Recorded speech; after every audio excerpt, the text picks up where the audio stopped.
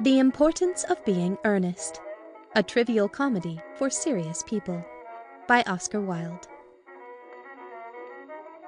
First Act. Scene: morning room in Algernon's flat in Half Moon Street. The room is luxuriously and artistically furnished. The sound of a piano is heard in the adjoining room.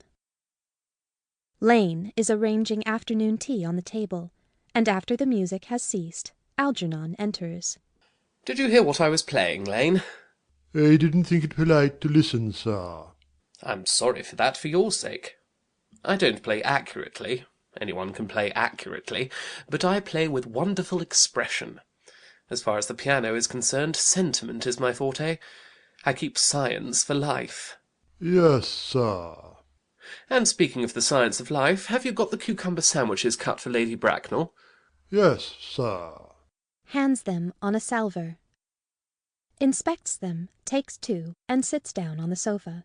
Oh, by the way, Lane, I see from your book that on Thursday night, when Lord Shorman and Mr. Worthing were dining with me, 8 bottles of champagne are entered as having been consumed. Yes, sir. 8 bottles and a pint. Why is it that at a bachelor's establishment the servants invariably drink the champagne? I ask merely for information.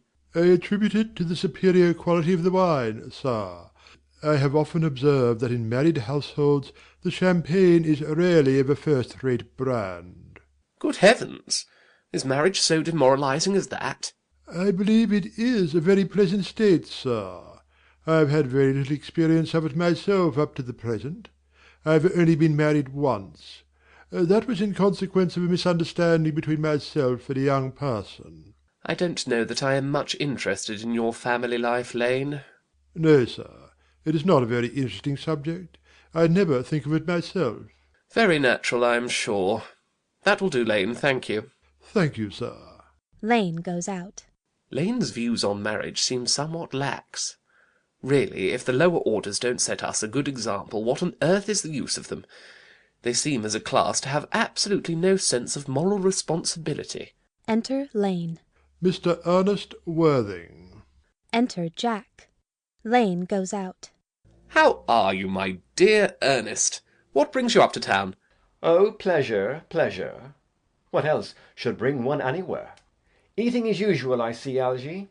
I believe it is customary in good society to take some slight refreshment at 5 o'clock. Where have you been since last Thursday? Sitting down on the sofa. In the country. What on earth do you do there? Pulling off his gloves. When one is in town, one amuses oneself. When one is in the country, one amuses other people. It is excessively boring. And who are the people you amuse? Oh, neighbours, neighbours. Got nice neighbours in your part of Shropshire? Perfectly horrid. Never speak to one of them. How immensely you must amuse them. Goes over and takes sandwich. By the way, Shropshire is your county, is it not? Huh? Shropshire? Yes, of course. Hello. Why all these cups? Why cucumber sandwiches? Why such reckless extravagance in one so young? Who is coming to tea? Oh, merely Aunt Augusta and Gwendolen. How perfectly delightful. Yes, that is all very well, but I am afraid Aunt Augusta won't approve of your being here. May I ask why? My dear fellow, the way you flirt with Gwendolen is perfectly disgraceful. It is almost as bad as the way Gwendolen flirts with you. I am in love with Gwendolen. I have come up to town expressly to propose to her. I thought you had come up for pleasure. I call that business. How utterly unromantic you are. I really don't see anything romantic in proposing. It is very romantic to be in love, but there is nothing romantic about a definite proposal. Why, one may be accepted. One usually is, I believe. Then the excitement is all over. The very essence of romance is uncertainty. If ever I get married, I'll certainly try to forget the fact. I have no doubt about that, dear Algy. The divorce court was specially invented for people whose memories are so curiously constituted. Oh, there is no use speculating on that subject. Divorces are made in heaven. Jack puts out his hand to take a sandwich. Algernon at once interferes. Please don't touch the cucumber sandwiches. They are ordered specially for Aunt Augusta. Takes one and eats it. Well, you have been eating them all the time. That is quite a different matter. She is my aunt. Takes plate from below. Have some bread and butter. The bread and butter is for Gwendolen. Gwendolen is devoted to bread and butter. Advancing to table and helping himself. And very good bread and butter it is, too. Well, my dear fellow, you need not eat it as if you were going to eat it all. You behave as if you were married to her already. You are not married to her already, and I don't think you ever will be. Why on earth do you say that? Well, in the first place, girls never marry the men they flirt with. Girls don't think it right. Oh, that is nonsense. It isn't. It is a great truth. It accounts for the extraordinary number of bachelors that one sees all over the place. In the second place, I don't give my consent. Your consent? My dear fellow, Gwendolen is my first cousin, and before I allow you to marry her, you will have to clear up the whole question of Cecily. Rings bell. Cecily? What on earth do you mean? What do you mean, Algy, by Cecily? I don't know anyone of the name of Cecily. Enter Lane. Bring me that cigarette case Mr. Worthing left in the smoking room the last time he dined here. Yes, sir. Lane goes out. Do you mean to say you have had my cigarette case all this time? I wish to goodness you had let me know. I have been writing frantic letters to Scotland Yard about it. I was very nearly offering a large reward. Well, I wish you would offer one. I happen to be more than usually hard up. There is no good offering a large reward now that the thing is found. Enter Lane with the cigarette case on a salver. Algernon takes it at once. Lane goes out. I think that is rather mean of you, Ernest, I must say. Opens case and examines it. However, it makes no matter, for now that I look at the inscription inside, I find that the thing isn't yours after all. Of course it's mine. Moving to him. You have seen me with it 100 times, and you have no right whatsoever to read what is written inside. It is a very ungentlemanly thing to read a private cigarette case. Oh, it is absurd to have a hard and fast rule about what one should read and what one shouldn't. More than half of modern culture depends on what one shouldn't read.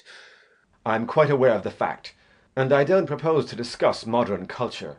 It isn't the sort of thing one should talk of in private. I simply want my cigarette case back. Yes, but this isn't your cigarette case. This cigarette case is a present from someone of the name of Cecily, and you said you didn't know anyone of that name. Well, if you want to know, Cecily happens to be my aunt. Your aunt? Yes. Charming old lady she is too. Lives at Tunbridge Wells. Just give it back to me, Algy. Retreating to back of sofa. But why does she call herself Little Cecily if she is your aunt and lives at Tunbridge Wells? From little Cecily with her fondest love. Moving to sofa and kneeling upon it. My dear fellow, what on earth is there in that? Some aunts are tall, some aunts are not tall. That is a matter that surely an aunt may be allowed to decide for herself. You seem to think that every aunt should be exactly like your aunt. That is absurd. For heaven's sake, give me back my cigarette case. Follows Algernon round the room. Yes, but why does your aunt call you her uncle? From little Cecily with her fondest love to her dear Uncle Jack. There is no objection, I admit, to an aunt being a small aunt, but why an aunt, no matter what her size may be, should call her own nephew her uncle, I can't quite make out. Besides, your name isn't Jack at all, it's Ernest. It isn't Ernest, it's Jack. You have always told me it was Ernest. I have introduced you to everyone as Ernest. You answer to the name of Ernest. You look as if your name was Ernest. You are the most earnest-looking person I ever saw in my life. It is perfectly absurd your saying that your name isn't Ernest. It's on your cards. Here is one of them. Taking it from case. Mr. Ernest Worthing, B4, the Albany. I'll keep this as proof that your name is Ernest if you ever attempt to deny it to me, or to Gwendolen, or to anyone else. Puts the card in his pocket. Well, my name is Ernest in town and Jack in the country, and the cigarette case was given to me in the country. Yes, but that does not account for the fact that your small Aunt Cecily, who lives in Tunbridge Wells, calls you her dear uncle. Come, old boy, you had much better have the thing out at once. My dear Algy, you talk exactly as if you were a dentist. It is very vulgar to talk like a dentist when one isn't a dentist. It produces a false impression. Well, that is exactly what dentists always do. Now go on. Tell me the whole thing. I may mention that I have always suspected you of being a confirmed and secret Bunburyist, and I am quite sure of it now. Bunburyist? What on earth do you mean by a Bunburyist? I'll reveal to you the meaning of that incomparable expression as soon as you are kind enough to inform me why you are Ernest in town and Jack in the country. Well, produce my cigarette case first. Here it is. Hands cigarette case. Now produce your explanation, and pray make it improbable. Sits on sofa. My dear fellow, there is nothing improbable about my explanation at all. In fact, it's perfectly ordinary. Old Mr. Thomas Cardew, who adopted me when I was a little boy, made me in his will guardian to his granddaughter, Miss Cecily Cardew. Cecily, who addresses me as her uncle, from motives of respect that you could not possibly appreciate, lives at my place in the country, under the charge of her admirable governess, Miss Prism. Where is that place in the country, by the way? That is nothing to you, dear boy. You are not going to be invited. I may tell you candidly that the place is not in Shropshire. I suspected that, my dear fellow. I have Bunburyed all over Shropshire on 2 separate occasions. Now go on. Why are you Ernest in town and Jack in the country? My dear Algy, I don't know whether you will be able to understand my real motives. You are hardly serious enough. When one is placed in the position of guardian, one has to adopt a very high moral tone on all subjects. It's one's duty to do so.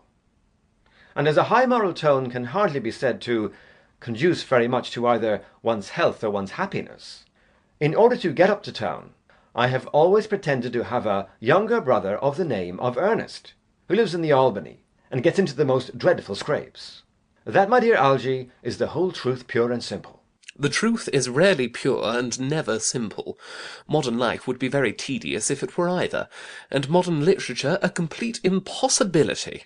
That wouldn't be at all a bad thing. Literary criticism is not your forte, my dear fellow. Don't try it. You should leave that to people who haven't been at a university. They do it so well in the daily papers.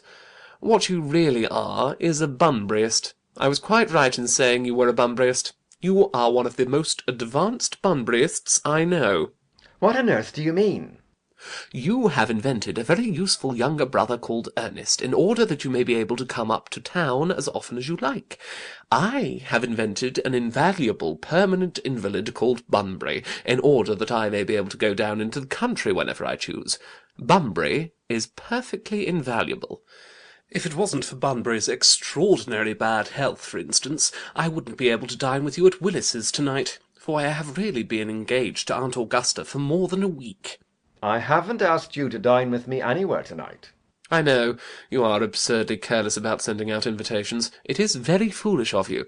Nothing annoys people so much as not receiving invitations. You had much better dine with your Aunt Augusta. I haven't the smallest intention of doing anything of the kind. To begin with, I dined there on Monday, and once a week is quite enough to dine with one's own relations. In the second place, whenever I do dine there, I am always treated as a member of the family, and sent down with either no woman at all or 2. In the third place, I know perfectly well whom she will place me next to tonight. She will place me next Mary Farquhar, who always flirts with her own husband across the dinner-table. That is not very pleasant. Indeed, it is not even decent, and that sort of thing is enormously on the increase. The amount of women in London who flirt with their own husbands is perfectly scandalous. It looks so bad. It is simply washing one's clean linen in public. Besides, now that I know you to be a confirmed Bunburyist, I naturally want to talk to you about Bunburying. I want to tell you the rules. I'm not a Bunburyist at all. If Gwendolen accepts me, I'm going to kill my brother. Indeed, I think I'll kill him in any case. Cecily is a little too much interested in him. It is rather a bore. So I'm going to get rid of Ernest. And I strongly advise you to do the same with with your invalid friend who has the absurd name. Nothing will induce me to part with Bunbury. And if you ever get married, which seems to me extremely problematic, you will be very glad to know Bunbury. A man who marries without knowing Bunbury has a very tedious time of it. That is nonsense. If I marry a charming girl like Gwendolen, and she is the only girl I ever saw in my life that I would marry, I certainly won't want to know Bunbury. Then your wife will.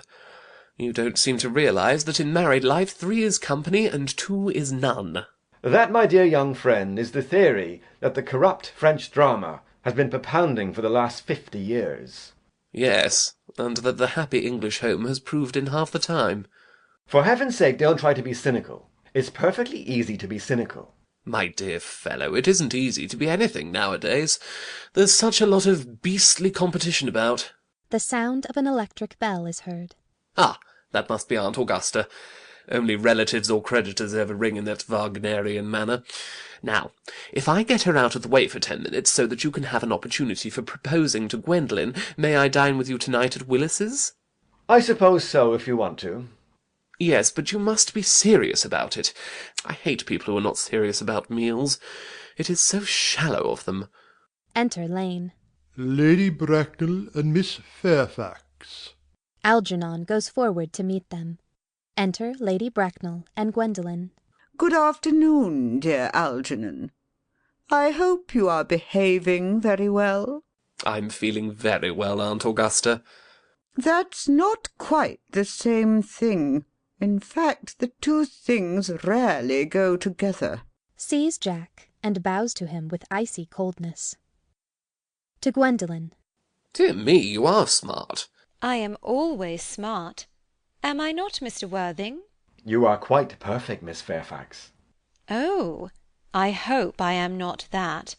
It would leave no room for developments, and I intend to develop in many directions. Gwendolen and Jack sit down together in the corner. I'm sorry if we are a little late, Algernon, but I was obliged to call on dear Lady Harbury. I hadn't been there since her poor husband's death. I never saw a woman so altered. She looks quite 20 years younger. And now I'll have a cup of tea and one of those nice cucumber sandwiches you promised me. Certainly, Aunt Augusta. Goes over to tea-table. Won't you come and sit here, Gwendolen? Thanks, mamma. I'm quite comfortable where I am. Picking up empty plate in horror. Good heavens! Lane, why are there no cucumber sandwiches? I ordered them specially. There were no cucumbers in the market this morning, sir. I went down twice. No cucumbers? No, sir. Not even for ready money. That will do, Lane. Thank you. Thank you, sir. Goes out. I am greatly distressed, Aunt Augusta, about there being no cucumbers, not even for ready money. It really makes no matter, Algernon. I had some crumpets with Lady Harbury, who seems to me to be living entirely for pleasure now. I hear her hair has turned quite gold from grief. It certainly has changed its colour. From what cause, I of course cannot say. Algernon crosses and hands tea. Thank you. I've quite a treat for you tonight, Algernon. I am going to send you down with Mary Farker. She's such a nice woman, and so attentive to her husband. It's delightful to watch them. I am afraid, Aunt Augusta, I shall have to give up the pleasure of dining with you tonight after all. I hope not, Algernon. It would put my table completely out. Your uncle would have to dine upstairs. Fortunately, he is accustomed to that. It is a great bore, and I need hardly say a terrible disappointment to me, but the fact is I have just had a telegram to say that my poor friend Bunbury is very ill again. Exchanges glances with Jack. They seem to think I should be with him. It is very strange. This Mr. Bunbury seems to suffer from curiously bad health. Yes, poor Bunbury is a dreadful invalid. Well, I must say, Algernon, that I think it is high time that Mr. Bunbury made up his mind whether he was going to live or to die. This shilly-shallying with the question is absurd. Nor do I in any way approve of the modern sympathy with invalids. I consider it morbid. Illness of any kind is hardly a thing to be encouraged in others. Health is the primary duty of life. I am always telling that to your poor uncle, but he never seems to take much notice, as far as any improvement in his ailment goes. I should be much obliged if you would ask Mr. Bunbury, from me, to be kind enough not to have a relapse on Saturday, for I rely on you to arrange my music for me. It is my last reception, and one wants something that will encourage conversation, particularly at the end of the season, when every one has practically said whatever they had to say, which in most cases was probably not much. I'll speak to Bunbury, Aunt Augusta, if he is still conscious, and I think I can promise you he'll be all right by Saturday. Of course, the music is a great difficulty. You see, if one plays good music, people don't listen, and if one plays bad music, people don't talk. But I'll run over the programme I've drawn out, if you will kindly come into the next room for a moment. Thank you, Algernon. It is very thoughtful of you. Rising and following Algernon. I'm sure the programme will be delightful after a few expurgations. French songs I cannot possibly allow. People always seem to think that they are improper, and either look shocked, which is vulgar, or laugh, which is worse. But German sounds a thoroughly respectable language, and indeed, I believe, is so. Gwendolen, you will accompany me. Certainly, mamma. Lady Bracknell and Algernon go into the music-room. Gwendolen remains behind. Charming day it has been, Miss Fairfax. Pray don't talk to me about the weather, Mr. Worthing. Whenever people talk to me about the weather, I always feel quite certain that they mean something else, and that makes me so nervous. I do mean something else. I thought so. In fact, I am never wrong.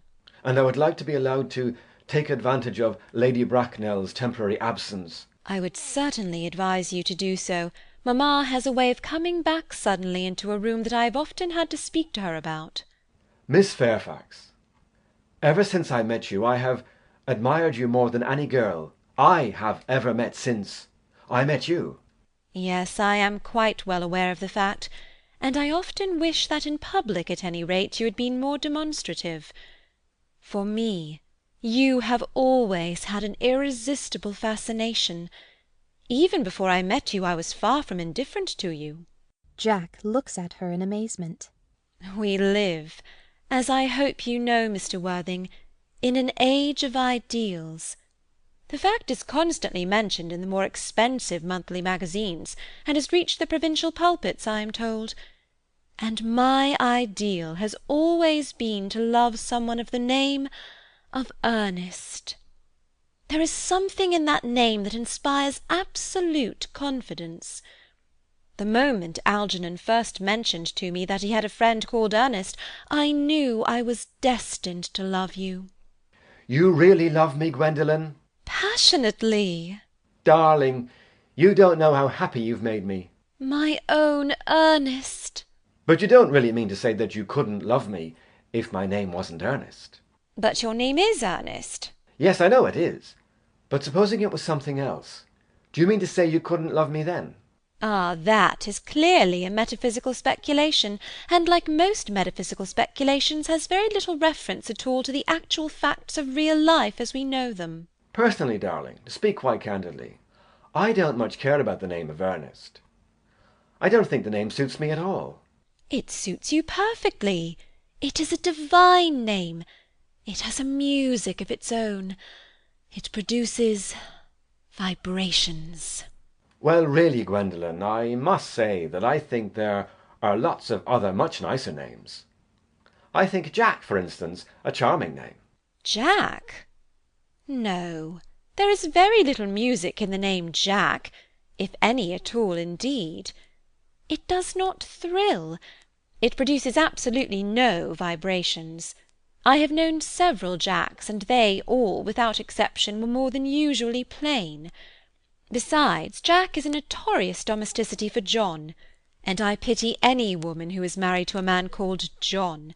She would probably never be allowed to know the entrancing pleasure of a single moment's solitude. The only really safe name is Ernest. Gwendolen, I must get christened at once. I mean, we must get married at once. There is no time to be lost. Married, Mr. Worthing? Well, surely. You know that I love you, and you led me to believe, Miss Fairfax, that you were not absolutely indifferent to me. I adore you. But you haven't proposed to me yet. Nothing has been said at all about marriage. The subject has not even been touched upon. Well, may I propose to you now? I think it would be an admirable opportunity. And to spare you any possible disappointment, Mr. Worthing, I think it only fair to tell you quite frankly beforehand that I am fully determined to accept you. Gwendolen. Yes, Mr. Worthing? What have you got to say to me? You know what I have got to say to you. Yes, but you don't say it. Gwendolen, will you marry me? Goes on his knees. Of course I will, darling. How long you've been about it. I'm afraid you've had very little experience in how to propose. My own one, I have never loved anyone in the world but you. Yes, but men often propose for practice. I know my brother Gerald does. All my girl-friends tell me so. What wonderfully blue eyes you have, Ernest. They are quite, quite blue. I hope you will always look at me just like that, especially when there are other people present. Enter Lady Bracknell. Mr. Worthing, rise, sir, from this semi-recumbent posture. It is most indecorous. Mamma! He tries to rise. She restrains him. I must beg you to retire. This is no place for you. Besides, Mr. Worthing has not quite finished yet. Finished what, may I ask? I am engaged to Mr. Worthing, mamma. They rise together. Pardon me, you are not engaged to any one. When you do become engaged to someone, I or your father, should his health permit him, will inform you of the fact. An engagement should come on a young girl as a surprise, pleasant or unpleasant as the case may be. It is hardly a matter that she could be allowed to arrange for herself. And now I have a few questions to put to you, Mr. Worthing. While I am making these inquiries, you, Gwendolen, will wait for me below in the carriage. Mamma! In the carriage, Gwendolen. Gwendolen goes to the door. She and Jack blow kisses to each other behind Lady Bracknell's back. Lady Bracknell looks vaguely about, as if she could not understand what the noise was. Finally turns round. Gwendolen, the carriage. Yes, mamma. Goes out, looking back at Jack. Sitting down. You can take a seat, Mr. Worthing. Looks in her pocket for notebook and pencil. Thank you, Lady Bracknell. I prefer standing. Pencil and notebook in hand. I feel bound to tell you that you're not down on my list of eligible young men, although I have the same list as the dear Duchess of Bolton has. We work together, in fact. However, I am quite ready to enter your name, should your answers be what a really affectionate mother requires. Do you smoke? Well, yes, I must admit I smoke. I'm glad to hear it. A man should always have an occupation of some kind. There are far too many idle men in London as it is. How old are you? 29. A very good age to be married at. I have always been of opinion that a man who desires to get married should know either everything or nothing. Which do you know? I know nothing, Lady Bracknell. I am pleased to hear it.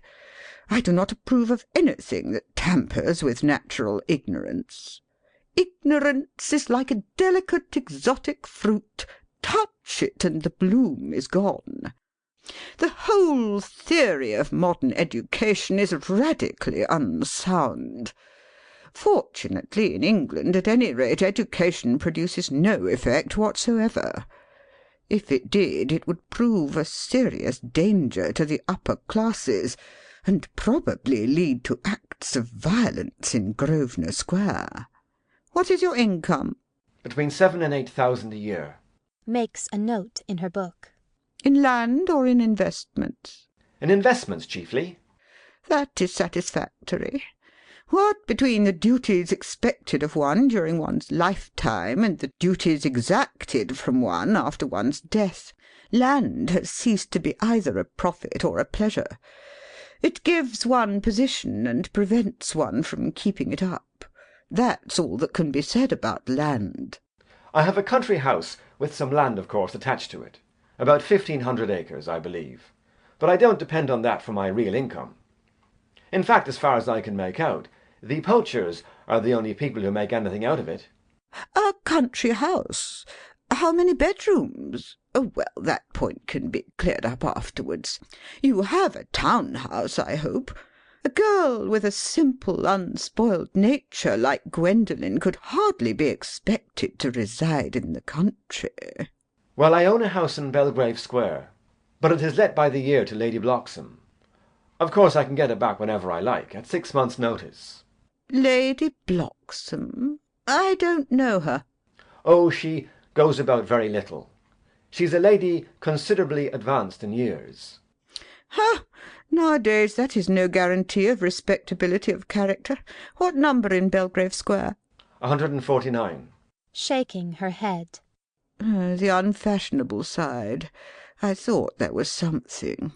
However, that could easily be altered. Do you mean the fashion or the side? Both, if necessary, I presume. What are your politics?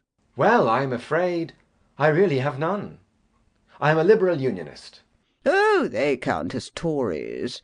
They dine with us, or come in the evening at any rate. Now, to minor matters. Are your parents living? I have lost both my parents. To lose one parent, Mr. Worthing, may be regarded as a misfortune.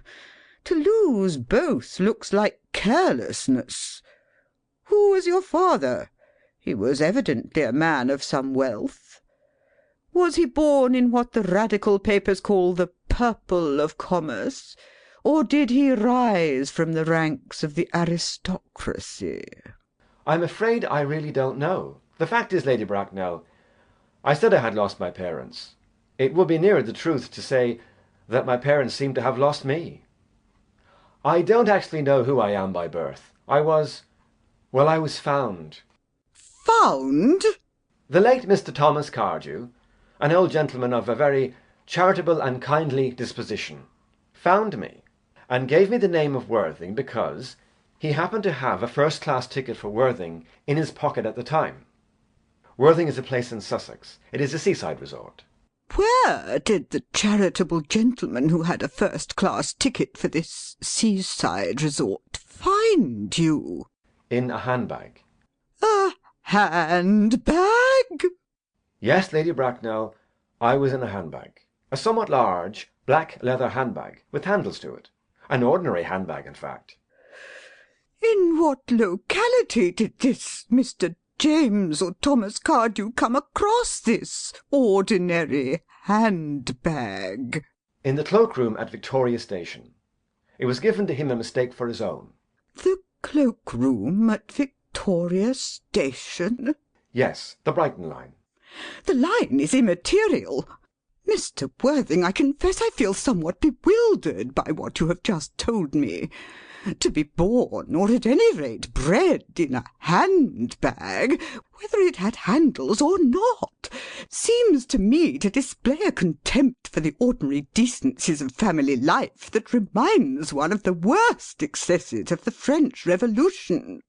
And I presume you know what that unfortunate movement led to. As for the particular locality in which the handbag was found, a cloakroom at a railway station might serve to conceal a social indiscretion, has probably indeed been used for that purpose before now, but it could hardly be regarded as an assured basis for a recognised position in good society. May I ask you then what you would advise me to do? I need hardly say I would do anything in the world to ensure Gwendolen's happiness. I would strongly advise you, Mr. Worthing, to try and acquire some relations as soon as possible. and to make a definite effort to produce at any rate one parent of either sex before the season is quite over.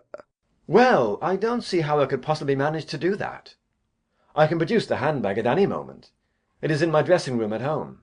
I really think that should satisfy you, Lady Bracknell. Me, sir? What has it to do with me?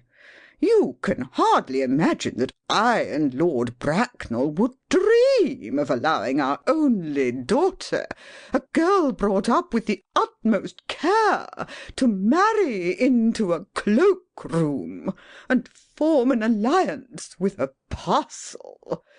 Good morning, Mr. Worthing. Lady Bracknell sweeps out in majestic indignation. Good morning. Algernon from the other room strikes up the wedding march. Jack looks perfectly furious and goes to the door. For goodness sake, don't play that ghastly tune, Algy. How idiotic you are. The music stops, and Algernon enters cheerily. Didn't it go off all right, old boy? You don't mean to say Gwendolen refused you? I know it is a way she has. She is always refusing people. I think it is almost ill-natured of her. Oh, Gwendolen is as right as a trivet. As far as she is concerned, we are engaged. Her mother is perfectly unbearable. Never met such a gorgon. I don't really know what a gorgon is like, but I'm quite sure that Lady Bracknell is one. In any case, she is a monster, without being a myth, which is rather unfair. I beg your pardon, Algy. I suppose I shouldn't talk about your own aunt in that way before you. My dear boy, I love hearing my relations abused. It is the only thing that makes me put up with them at all. Relations are simply a tedious pack of people who haven't got the remotest knowledge of how to live, nor the smallest instinct about when to die. Oh, that is nonsense. It isn't. Well, I won't argue about the matter. You always want to argue about things. That is exactly what things were originally made for. Upon my word, if I thought that, I'd shoot myself. You don't think there is any chance of Gwendolen becoming like her mother in about 150 years, do you, Algy? All women become like their mothers. That is their tragedy. No man does. That's his. Is that clever? It is perfectly phrased, and quite as true as any observation in civilized life should be. I'm sick to death of cleverness. Everybody is clever nowadays. You can't go anywhere without meeting clever people. The thing has become an absolute public nuisance. I wish to goodness we'd a few fools left. We have. I should extremely like to meet them. What do they talk about? The fools? Oh, about the clever people, of course. What fools? By the way, did you tell Gwendolen the truth about your being Ernest in town and Jack in the country? My dear fellow, the truth isn't quite the sort of thing one tells to a nice, sweet, refined girl. What extraordinary ideas you have about the way to behave to a woman. The only way to behave to a woman is to make love to her, if she is pretty, and to someone else, if she is plain. Oh, that is nonsense. What about your brother? What about the profligate Ernest?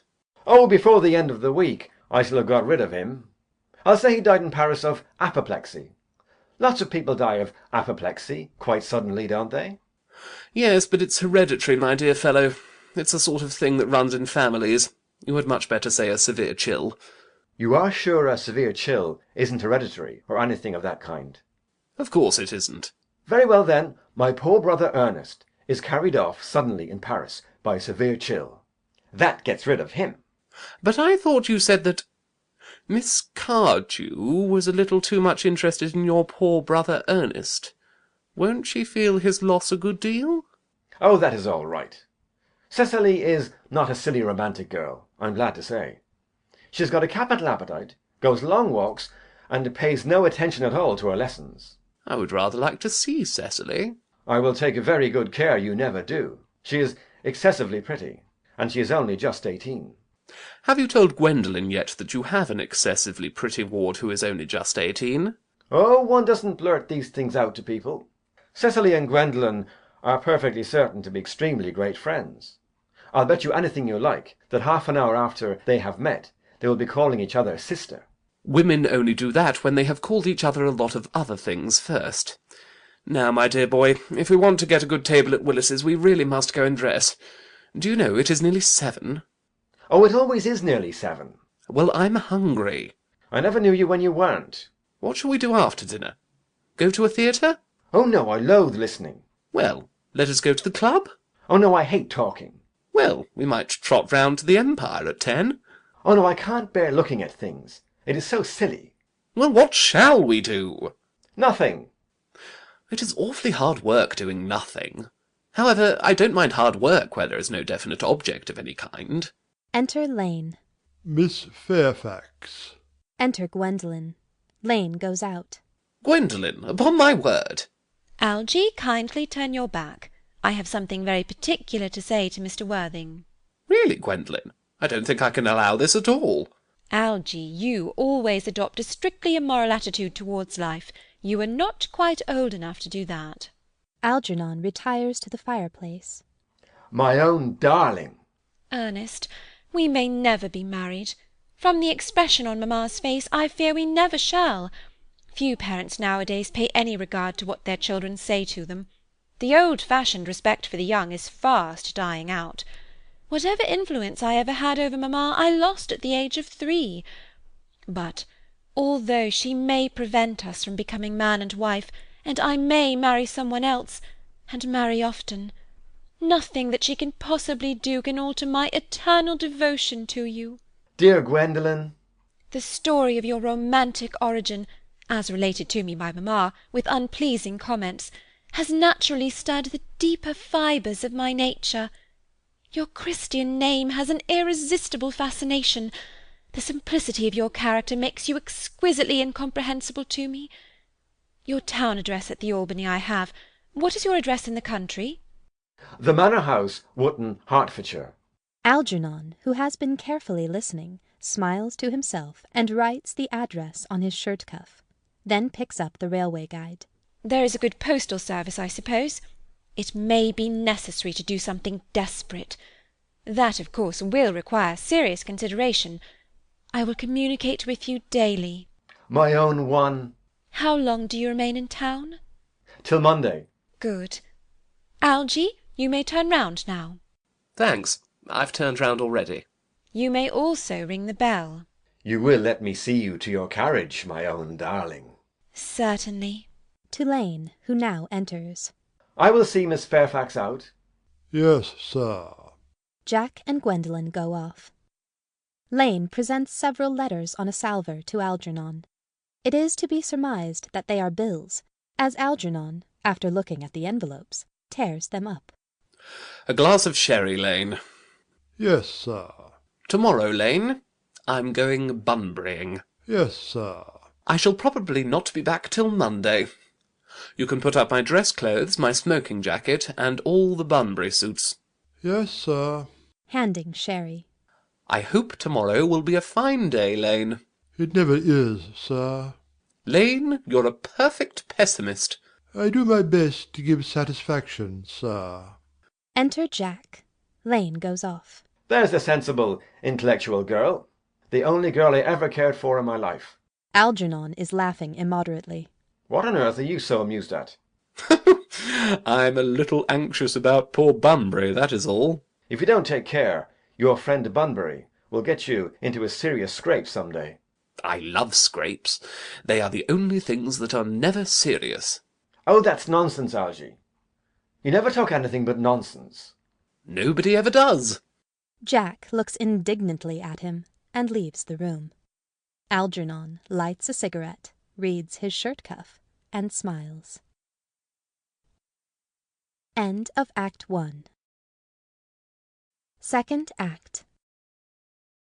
Scene: Garden at the Manor House. A flight of grey stone steps leads up to the house. The garden, an old-fashioned one, full of roses. Time of year, July. Basket chairs and a table covered with books are set under a large yew tree. Miss Prism discovered seated at the table. Cecily is at the back watering flowers. Cecily! Cecily! Surely such a utilitarian occupation as the watering of flowers is rather Moulton's duty than yours, especially at a moment when intellectual pleasures await you. Your German grammar is on the table. Pray open it at page 15. We will repeat yesterday's lesson. Coming over very slowly. But I don't like German. It isn't at all a becoming language. I know perfectly well that I look quite plain after my German lesson. Child, you know how anxious your guardian is that you should improve yourself in every way. He laid particular stress on your German as he was leaving for town yesterday. Indeed, he always lays stress on your German when he is leaving for town. Dear Uncle Jack is so very serious. Sometimes he is so serious that I think he cannot be quite well. Drawing herself up. Your guardian enjoys the best of health, and his gravity of demeanour is especially to be commended in one so comparatively young as he is. I know no one who has a higher sense of duty and responsibility. I suppose that is why he often looks a little bored when we three are together. Cecily, I am surprised at you. Mr. Worthing has many troubles in his life. Idle merriment and triviality would be out of place in his conversation. You must remember his constant anxiety about that unfortunate young man, his brother. I wish Uncle Jack would allow that unfortunate young man, his brother, to come down here sometimes. We might have a good influence over him, Miss Prism. I am sure you certainly would. You know, German and geology and things of that kind influence a man very much. Cecily begins to write in her diary. Shaking her head. I do not think that even I could produce any effect on a character that, according to his own brother's admission, is irretrievably weak and vacillating. Indeed, I am not sure that I would desire to reclaim him. I am not in favour of this modern mania for turning bad people into good people at a moment's notice. As a man sows, so let him reap. You must put away your diary, Cecily. I really don't see why you should keep a diary at all. I keep a diary in order to enter the wonderful secrets of my life. If I didn't write them down, I should probably forget all about them. Memory, my dear Cecily, is the diary that we all carry about with us. Yes, but it usually chronicles the things that have never happened and couldn't possibly have happened. I believe that memory is responsible for nearly all the 3-volume novels that Moody sends us. Do not speak slightingly of the 3-volume novels, Cecily. I wrote one myself in earlier days. Did you really, Miss Prism? How wonderfully clever you are. I hope it did not end happily. I don't like novels that end happily. They depress me so much. The good ended happily, and the bad unhappily. That is what fiction means. I suppose so, but it seems very unfair. And was your novel ever published? Alas, no. The manuscript, unfortunately, was abandoned. Cecily starts. I use the word in the sense of lost or mislaid. To your work, child. These speculations are profitless. Smiling. But I see dear Dr. Chasuble coming up through the garden. Rising and advancing. Dr. Chasuble.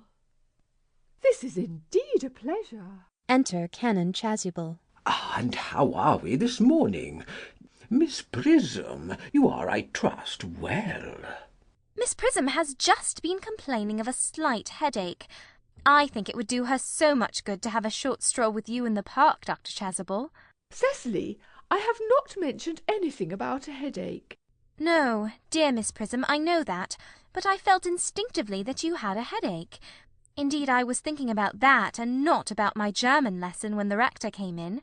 I hope, Cecily, you are not inattentive. Oh, I am afraid I am. That is strange. Were I fortunate enough to be Miss Prism's pupil, I would hang upon her lips. Miss Prism glares. I spoke metaphorically. My metaphor was drawn from bees. Mr. Worthing, I suppose, has not returned from town yet. We do not expect him till Monday afternoon. Ah, yes, he usually likes to spend his Sunday in London. He is not one of those whose sole aim is enjoyment, as by all accounts that unfortunate young man, his brother, seems to be. But I must not disturb Egeria and her pupil any longer. Egeria? My name is Laetitia, Doctor. Bowing. A classical allusion merely, drawn from the pagan authors. I shall see you both, no doubt, at evensong. I think, dear Doctor, I will have a stroll with you. I find I have a headache after all, and a walk might do it good. With pleasure, Miss Prism, with pleasure. We might go as far as the schools and back. That would be delightful. Cecily, you will read your political economy in my absence. The chapter on the fall of the rupee you may omit. It is somewhat too sensational. Even these metallic problems have their melodramatic side. Goes down the garden with Dr. Chasuble. Picks up books and throws them back on the table. Horrid political economy, horrid geography, horrid German. Enter Merriman with a card on a salver. Mr. Ernest Worthing has just driven over from the station. He has brought his luggage with him. Takes the card and reads it. Mr. Ernest Worthing, B4 the Albany, W. Uncle Jack's brother. Did you tell him Mr. Worthing was in town? Yes, miss. He seemed very much disappointed. I mentioned that you and Miss Prism were in the garden. He said he was anxious to speak to you privately for a moment. Ask Mr. Ernest Worthing to come here. I suppose you had better talk to the housekeeper about a room for him. Yes, miss. Merriman goes off. I have never met any really wicked person before. I feel rather frightened. I am so afraid he will look just like everyone else. Enter Algernon, very gay and debonair. He does. Raising his hat. You are my little cousin Cecily, I'm sure. You are under some strange mistake. I am not little. In fact, I believe I am more than usually tall for my age. Algernon is rather taken aback. But I am your cousin Cecily. You, I see from your card, are Uncle Jack's brother, my cousin Ernest, my wicked cousin Ernest. Oh, I am not really wicked at all, cousin Cecily. You mustn't think that I am wicked. If you are not, then you have certainly been deceiving us all in a very inexcusable manner. I hope you have not been leading a double life, pretending to be wicked and being really good all the time. That would be hypocrisy. Looks at her in amazement. Oh, of course I have been rather reckless. I am glad to hear it. In fact, now you mention the subject, I have been very bad in my own small way. I don't think you should be so proud of that, though I am sure it must have been very pleasant. It is much pleasanter being here with you. I can't understand how you are here at all. Uncle Jack won't be back till Monday afternoon. That is a great disappointment. I am obliged to go up by the first train on Monday morning. I have a business appointment that I am anxious to miss. Couldn't you miss it anywhere but in London? No, the appointment is in London. Well, I know, of course, how important it is not to keep a business engagement, if one wants to retain any sense of the beauty of life. But still I think you had better wait till Uncle Jack arrives. I know he wants to speak to you about your emigrating. About my what? Your emigrating. He has gone up to buy your outfit. I certainly wouldn't let Jack buy my outfit. He has no taste in neckties at all. I don't think you will require neckties. Uncle Jack is sending you to Australia. Australia? I'd sooner die. Well, he said at dinner on Wednesday night that you would have to choose between this world, the next world, and Australia. Oh, well. The accounts I have received of Australia are the next world, and not particularly encouraging. This world is good enough for me, cousin Cecily. Yes, but are you good enough for it? I'm afraid I'm not that. That is why I want you to reform me. You might make that your mission, if you don't mind, cousin Cecily. I'm afraid I've no time this afternoon. Well, would you mind my reforming myself this afternoon? It is rather quixotic of you, but I think you should try. I will. I feel better already. You are looking a little worse. That is because I am hungry. How thoughtless of me! I should have remembered that when one is going to lead an entirely new life, one requires regular and wholesome meals. Won't you come in? Thank you. Might I have a buttonhole first? I never have any appetite unless I have a buttonhole first. Maréchal Niel? Picks up scissors. No, I'd sooner have a pink rose. Why? Cuts a flower. Because you are like a pink rose, Cousin Cecily. I don't think it can be right for you to talk to me like that. Miss Prism never says such things to me. Then Miss Prism is a short-sighted old lady. Cecily puts the rose in his buttonhole. You are the prettiest girl I ever saw. Miss Prism says that all good looks are a snare. They are a snare that every sensible man would like to be caught in. Oh, I don't think I would care to catch a sensible man. I shouldn't know what to talk to him about. They pass into the house. Miss Prism and Dr. Chasuble return. You are too much alone, dear Dr. Chasuble. You should get married. A misanthrope I can understand. A womanthrope, never. With a scholar's shudder. Oh, believe me, I do not deserve so neologistic a phrase. The precept as well as the practice of the primitive church was distinctly against matrimony. That is obviously the reason why the primitive church has not lasted up to the present day. And you do not seem to realize, dear Doctor, that by persistently remaining single, a man converts himself into a permanent public temptation. Men should be more careful. This very celibacy leads weaker vessels astray. But is a man not equally attractive when married? No married man is ever attractive except to his wife. And often, I've been told, not even to her. That depends on the intellectual sympathies of the woman. Maturity can always be depended on. Ripeness can be trusted. Young women are green. Dr. Chasuble starts. I spoke horticulturally. My metaphor was drawn from fruits. But where is Cecily? Perhaps she followed us to the schools. Enter Jack, slowly, from the back of the garden. He is dressed in the deepest mourning, with crape hatband and black gloves. Mr. Worthing! Mr. Worthing? This is indeed a surprise. We did not look for you till Monday afternoon. Shakes Miss Prism's hand in a tragic manner. I have returned sooner than I expected, Dr. Chasuble. I hope you are well. Dear Mr. Worthing, I trust this garb of woe does not betoken some terrible calamity. My brother. More shameful debts and extravagance? Still leading his life of pleasure. Shaking his head. Dead. Your brother Ernest dead? Quite dead. What a lesson for him. I trust he will profit by it. Mr. Worthing, I offer you my sincere condolence. You have at least the consolation of knowing that you were always the most generous and forgiving of brothers. Poor Ernest! He had many faults, but it is a sad, sad blow.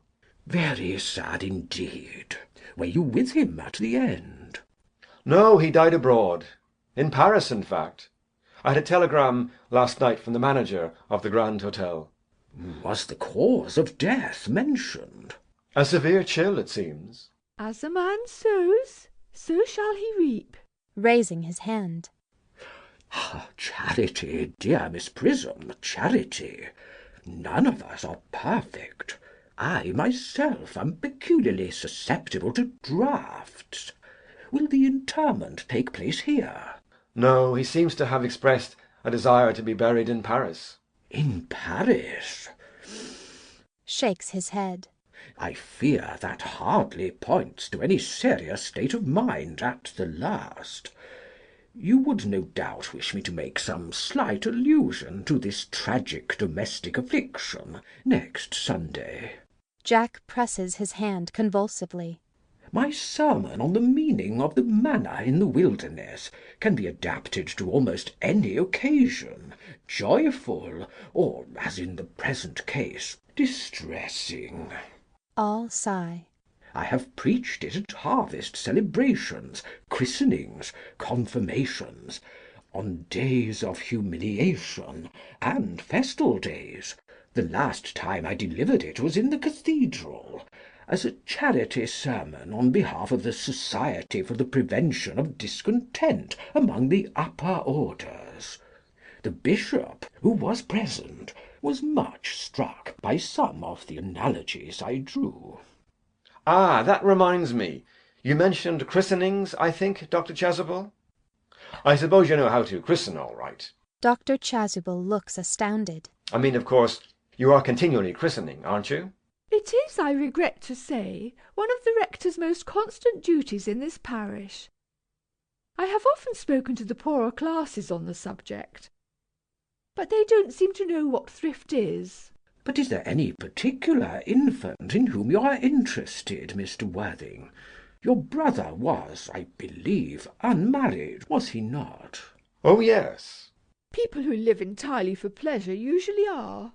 But it is not for any child, dear doctor. I am very fond of children. No, the fact is, I would like to be christened myself this afternoon, if you've nothing better to do. But surely, Mr. Worthing, you have been christened already. I don't remember anything about it. But have you any grave doubts on the subject? I certainly intend to have. Of course, I don't know if the thing would bother you in any way, or if you think I am a little too old now. Not at all. The sprinkling and indeed the immersion of adults is a perfectly canonical practice. Immersion? You need have no apprehensions. Sprinkling is all that is necessary, or indeed I think advisable. Our weather is so changeable. At what hour would you wish the ceremony performed? Oh, I might trot round about 5, if that would suit you. Perfectly, perfectly. In fact, I have 2 similar ceremonies to perform at that time. A case of twins that occurred recently in one of the outlying cottages on your own estate. Poor Jenkins the carter, a most hard-working man. Oh, I don't see much fun in being christened along with other babies. It would be childish. Would 5:30 do? Admirably, admirably. Takes out watch. And now, dear Mr. Worthing, I will not intrude any longer into a house of sorrow. I would merely beg you not to be too much bowed down by grief. What seem to us bitter trials are often blessings in disguise. This seems to me a blessing of an extremely obvious kind. Enters Cecily from the house. Uncle Jack! Oh, I am pleased to see you back. But what horrid clothes you have got on. Do go and change them. Cecily! My child, my child. Cecily goes towards Jack. He kisses her brow in a melancholy manner. What is the matter, Uncle Jack? Do look happy. You look as if you had toothache, and I have got such a surprise for you. Who do you think is in the dining room? Your brother. Who? Your brother Ernest. He arrived about half an hour ago. What nonsense! I haven't got a brother. Oh, don't say that. However badly he may have behaved to you in the past, he is still your brother. You couldn't be so heartless as to disown him. I'll tell him to come out. And you will shake hands with him, won't you, Uncle Jack? Runs back into the house. These are very joyful tidings. After we had all been resigned to his loss, his sudden return seems to me peculiarly distressing. My brother is in the dining room. I don't know what it all means. I think it is perfectly absurd. Enter Algernon and Cecily hand in hand. They come slowly up to Jack. Good heavens! Motions Algernon away. Brother John, I have come down from town to tell you that I am very sorry for all the trouble I have given you, and that I intend to lead a better life in the future. Jack glares at him and does not take his hand. Uncle Jack, you are not going to refuse your own brother's hand. Nothing will induce me to take his hand. I think his coming down here disgraceful. He knows perfectly well why. Uncle Jack, do be nice. There is some good in everyone. Ernest has just been telling me about his poor invalid friend Mr. Bunbury, whom he goes to visit so often. And surely there must be much good in one who is kind to an invalid, and leaves the pleasures of London to sit by a bed of pain. Oh, he has been talking about Bunbury, has he? Yes, he has told me all about poor Mr. Bunbury and his terrible state of health. Bunbury! Well, I won't have him talk to you about Bunbury, or about anything else. It is enough to drive one perfectly frantic. Of course, I admit that the faults were all on my side, but I must say that I think that Brother John's coldness to me is peculiarly painful. I expected a more enthusiastic welcome, especially considering it is the first time I have come here. Uncle Jack, if you don't shake hands with Ernest, I will never forgive you. Never forgive me? Never, never, never. Well, this is the last time I shall ever do it. Shakes with Algernon and glares. It's pleasant, is it not, to see so perfect a reconciliation? I think we might leave the two brothers together. Cecily, you will come with us. Certainly, Miss Prism. My little task of reconciliation is over. You have done a beautiful action today, dear child. We must not be premature in our judgments. I feel very happy. They all go off except Jack and Algernon. You young scoundrel, Algy. You must get out of this place as soon as possible. I don't allow any bunburying here. Enter Merriman. I have put Mr. Ernest's things in the room next to yours, sir. I suppose that is all right. What? Mr. Ernest's luggage, sir. I have unpacked it and put it in the room next to your own. His luggage? Yes, sir. 3 portmanteaus, a dressing case, 2 hat boxes, and a large luncheon basket. I am afraid I can't stay more than a week this time. Merriman, order the dog cart at once. Mr. Ernest has been suddenly called back to town. Yes, sir. Goes back into the house. What a fearful liar you are, Jack. I have not been called back to town at all. Yes, you have. I haven't heard anyone call me. Your duty as a gentleman calls you back.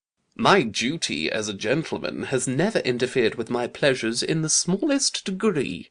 I can quite understand that. Well, Cecily is a darling. You are not to talk of Miss Cardew like that. I don't like it. Well, I don't like your clothes. You look perfectly ridiculous in them. Why on earth don't you go up and change? It is perfectly childish to be in deep mourning for a man who is actually staying for a whole week with you in your house as a guest. I call it grotesque. You are certainly not staying with me for a whole week as a guest, or anything else. You have got to leave by the 4:05 train. I certainly won't leave you so long as you are in mourning. It would be most unfriendly. If I were in mourning, you would stay with me, I suppose. I should think it very unkind if you didn't. Well, will you go if I change my clothes? Yes, if you are not too long. I never saw anybody take so long to dress, and with such little result. Well, at any rate, that is better than being always overdressed as you are. If I am occasionally a little overdressed, I make up for it by always being immensely over-educated. Your vanity is ridiculous, your conduct an outrage, and your presence in my garden utterly absurd. However, you have got to catch the 4:05, and I hope you will have a pleasant journey back to town. This bunburying, as you call it, has not been a great success for you. Goes into the house. I think it has been a great success. I'm in love with Cecily, and that is everything. Enter Cecily at the back of the garden. She picks up the can and begins to water the flowers. But I must see her before I go, and make arrangements for another Bunbury. Ah, there she is. Oh, I merely came back to water the roses. I thought you were with Uncle Jack. He's gone to order the dog-cart for me. Oh, is he going to take you for a nice drive? He's going to send me away. Then have we got to part? I'm afraid so. It is a very painful parting. It is always painful to part from people whom one has known for a very brief space of time. The absence of old friends one can endure with equanimity. But even a momentary separation from anyone to whom one has just been introduced is almost unbearable. Thank you. Enter Merriman. The dog-cart is at the door, sir. Algernon looks appealingly at Cecily. It can wait, Merriman, for 5 minutes. Yes, miss. Exit Merriman. I hope, Cecily, I shall not offend you if I state quite frankly and openly that you seem to me to be in every way the visible personification of absolute perfection. I think your frankness does you great credit, Ernest. If you will allow me, I will copy your remarks into my diary. Goes over to the table and begins writing in diary. Do you really keep a diary? I'd give anything to look at it. May I? Oh, no. Puts her hand over it. You see, it is simply a very young girl's record of her own thoughts and impressions, and consequently meant for publication. When it appears in volume form, I hope you will order a copy. But pray, Ernest, don't stop. I delight in taking down from dictation. I have reached absolute perfection. You can go on. I am quite ready for more.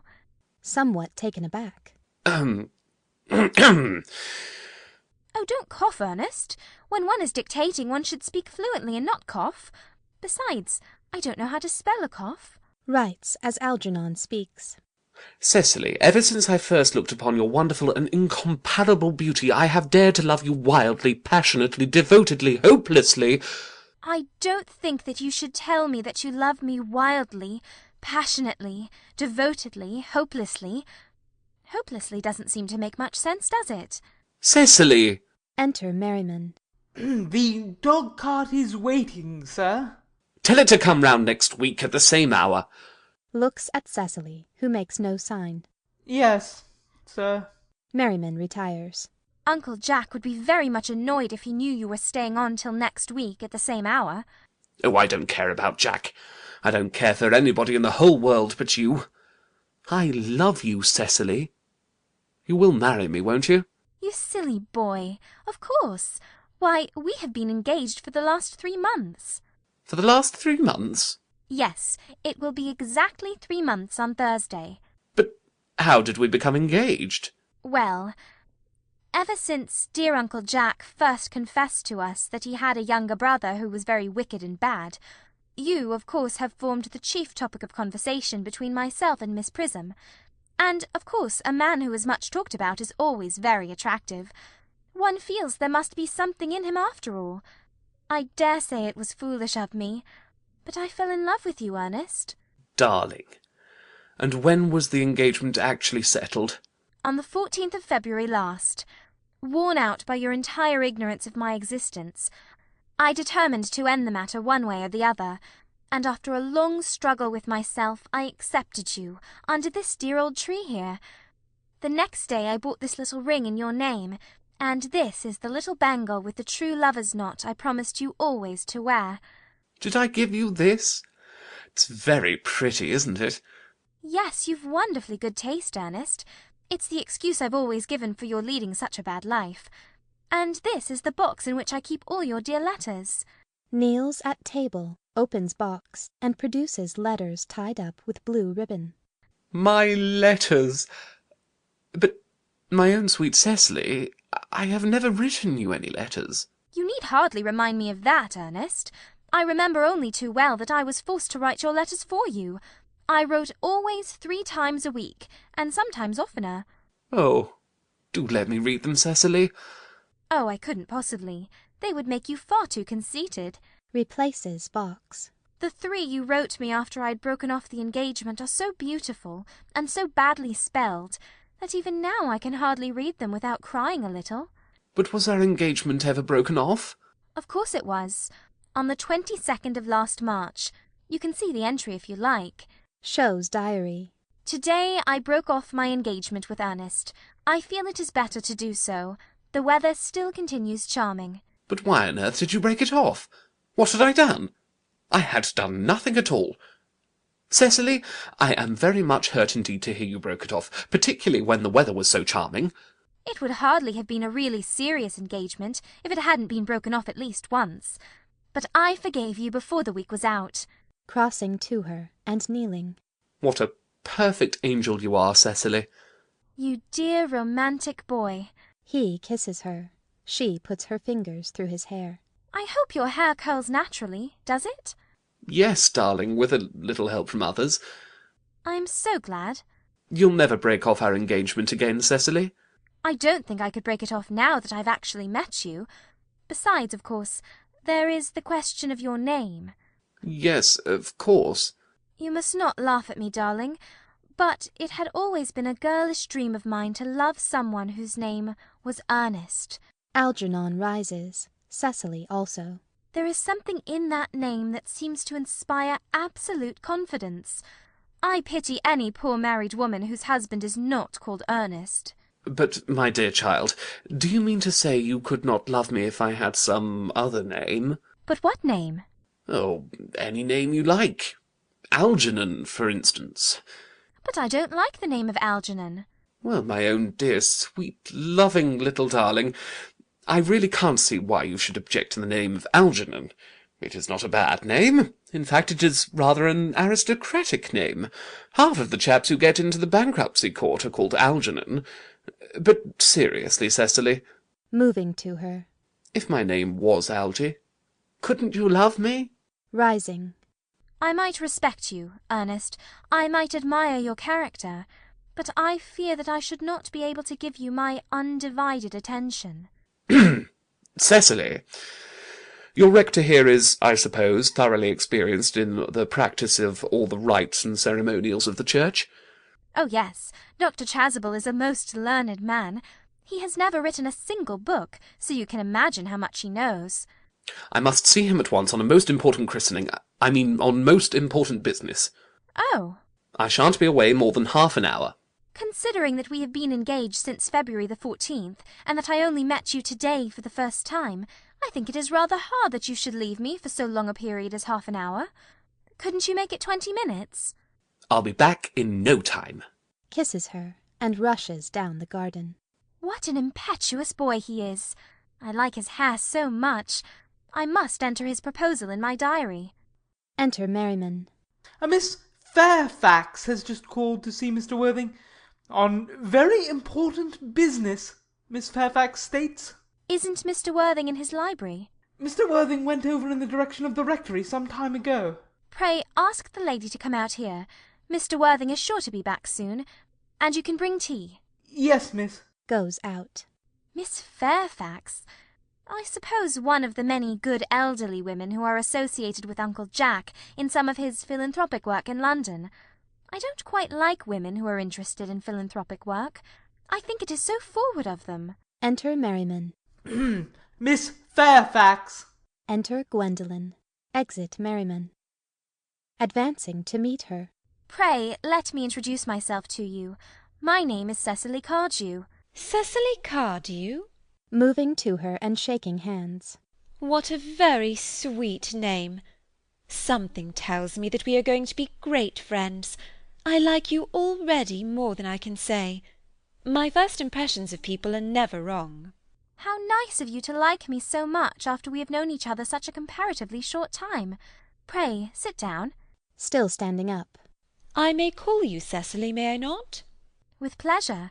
And you will always call me Gwendolen, won't you? If you wish. Then that is all quite settled, is it not? I hope so. A pause. They both sit down together. Perhaps this might be a favourable opportunity for my mentioning who I am. My father is Lord Bracknell. You have never heard of Papa, I suppose? I don't think so. Outside the family circle, Papa, I am glad to say, is entirely unknown. I think that is quite as it should be. The home seems to me the proper sphere for the man, and certainly once a man begins to neglect his domestic duties, he becomes painfully effeminate, does he not? And I don't like that. It makes men so very attractive. Cecily, mamma, whose views on education are remarkably strict, has brought me up to be extremely short-sighted. It is part of her system. So do you mind my looking at you through my glasses? Oh, not at all, Gwendolen. I am very fond of being looked at. After examining Cecily carefully through a lorgnette. You are here on a short visit, I suppose? Oh, no, I live here. Really? Your mother, no doubt, or some female relative of advanced years resides here also? Oh, no, I have no mother, nor in fact any relations. Indeed? My dear guardian, with the assistance of Miss Prism, has the arduous task of looking after me. Your guardian? Yes, I am Mr. Worthing's ward.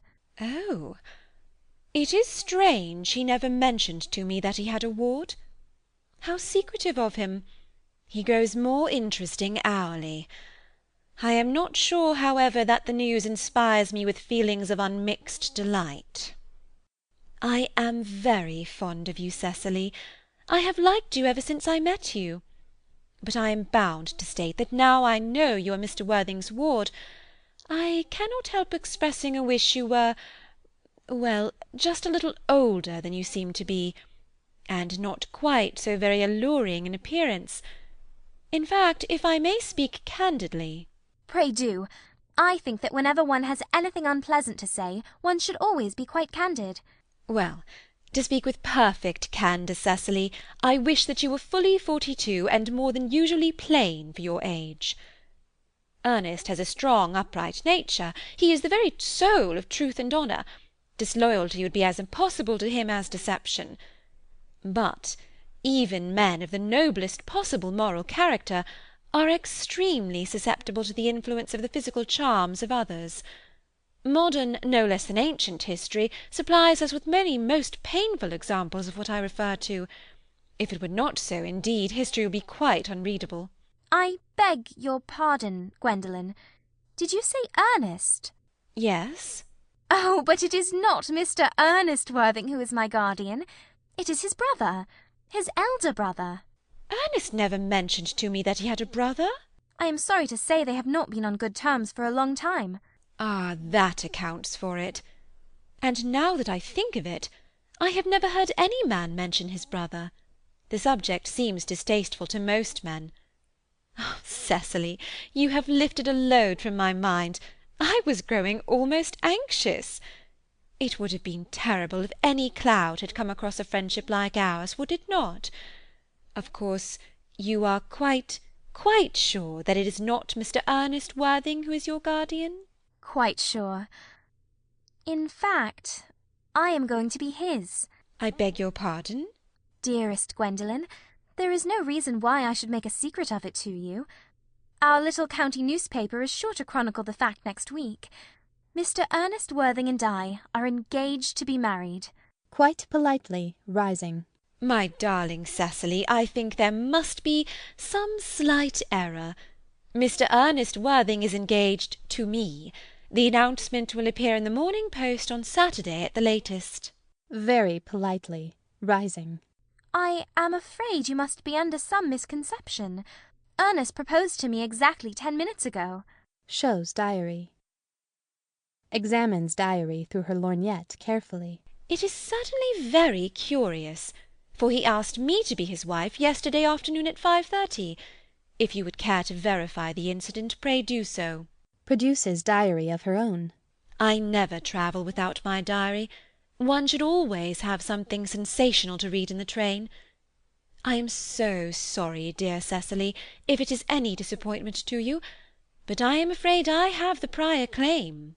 It would distress me more than I can tell you, dear Gwendolen, if it caused you any mental or physical anguish, but I feel bound to point out that since Ernest proposed to you, he clearly has changed his mind.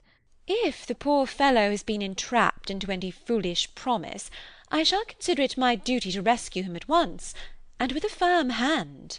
Whatever unfortunate entanglement my dear boy may have got into, I will never reproach him with it after we are married. Do you allude to me, Miss Cardew, as an entanglement? You are presumptuous. On an occasion of this kind it becomes more than a moral duty to speak one's mind. It becomes a pleasure. Do you suggest, Miss Fairfax, that I entrapped Ernest into an engagement? How dare you? This is no time for wearing the shallow mask of manners. When I see a spade, I call it a spade. I am glad to say that I have never seen a spade. It is obvious that our social spheres have been widely different. Enter Merriman, followed by the footman. He carries a salver, tablecloth, and plate-stand. Cecily is about to retort. The presence of the servants exercises a restraining influence, under which both girls chafe. Shall I lay tea here as usual, miss? Yes, as usual. Merriman begins to clear a table and lay cloth. A long pause. Cecily and Gwendolen glare at each other. Are there many interesting walks in the vicinity, Miss Cardew? Oh, yes, a great many. From the top of one of the hills quite close one can see 5 counties. 5 counties? I don't think I should like that. I hate crowds. I suppose that is why you live in town? Gwendolen bites her lip, and beats her foot nervously with her parasol. Looking round. Quite a well-kept garden this is, Miss Cardew. So glad you like it, Miss Fairfax. I had no idea there were any flowers in the country. Oh, flowers are as common here, Miss Fairfax, as people are in London. Personally, I cannot understand how anybody manages to exist in the country, if anybody who is anybody does. The country always bores me to death. Ah, this is what the newspapers call agricultural depression, is it not? I believe the aristocracy are suffering very much from it just at present. It is almost an epidemic amongst them, I have been told. May I offer you some tea, Miss Fairfax? Thank you. Aside. Detestable girl. But I require tea. Sugar? No, thank you. Sugar is not fashionable any more. Cecily looks angrily at her, takes up the tongs, and puts 4 lumps of sugar into the cup. Cake or bread and butter? Bread and butter, please. Cake is rarely seen at the best houses nowadays. Cuts a very large slice of cake, and puts it on the tray. Hand that to Miss Fairfax. Merriman does so, and goes out with footman.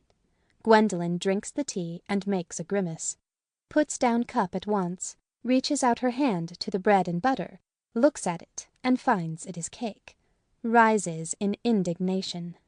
You have filled my tea with lumps of sugar, and though I asked most distinctly for bread and butter, you have given me cake. I am known for the gentleness of my disposition and the extraordinary sweetness of my nature, but I warn you, Miss Cardew, you may go too far. Rising. To save my poor, innocent, trusting boy from the machinations of any other girl, there are no lengths to which I would not go. From the moment I saw you, I distrusted you. I felt that you were false and deceitful. I am never deceived in such matters. My first impressions of people are invariably right. It seems to me, Miss Fairfax, that I am trespassing on your valuable time. No doubt you have many other calls of a similar character to make in the neighbourhood. Enter Jack. Catching sight of him. Ernest! My own Ernest! Gwendolen, darling! Offers to kiss her. Draws back. A moment. May I ask if you are engaged to be married to this young lady? Points to Cecily. To dear little Cecily? Of course not. What could have put such an idea into your pretty little head? Thank you. You may. Offers her cheek. I knew there must be some misunderstanding, Miss Fairfax. The gentleman whose arm is at present round your waist is my guardian, Mr. John Worthing. I beg your pardon? This is Uncle Jack. Receding. Jack! Oh! Enter Algernon. Here is Ernest. Goes straight over to Cecily without noticing anyone else. My own love! Offers to kiss her, drawing back. A moment, Ernest. May I ask you, are you engaged to be married to this young lady? Looking round. To what young lady? Good heavens! Gwendolen! Yes, to good heavens, Gwendolen. I mean, to Gwendolen. Of course not!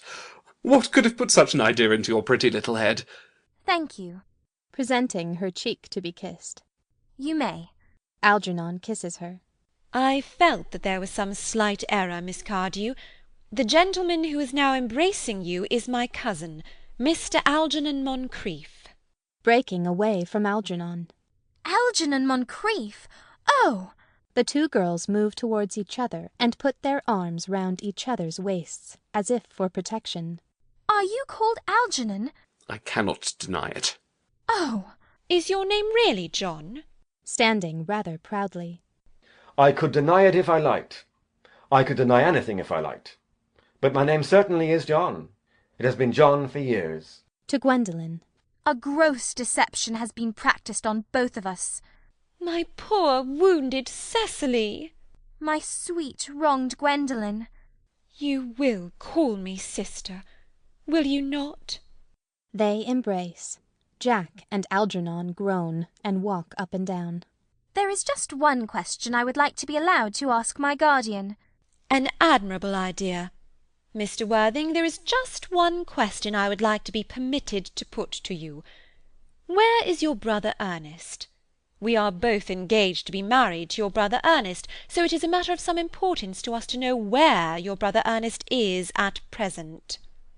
Gwendolen, Cecily, it is very painful for me to be forced to speak the truth.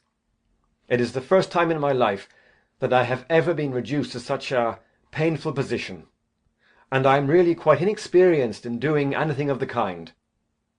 However, I will tell you quite frankly that I have no brother Ernest. I have no brother at all. I never had a brother in my life, and I certainly have not the smallest intention of ever having one in the future. No brother at all? None. Had you never a brother of any kind? Never, not even of any kind. I am afraid it is quite clear, Cecily, that neither of us is engaged to be married to any one. It is not a very pleasant position for a young girl suddenly to find herself in, is it? Let us go into the house. They will hardly venture to come after us there. No, men are so cowardly, aren't they? They retire into the house with scornful looks. This ghastly state of things is what you call bunburying, I suppose. Yes, and a perfectly wonderful Bunbury it is. The most wonderful Bunbury I have ever had in my life. Well, you have no right whatsoever to Bunbury here. That is absurd. One has a right to Bunbury anywhere one chooses. Every serious Bunburyist knows that. Serious Bunburyist? Good heavens! Well, one must be serious about something if one wants to have any amusement in life. I happen to be serious about Bunburying.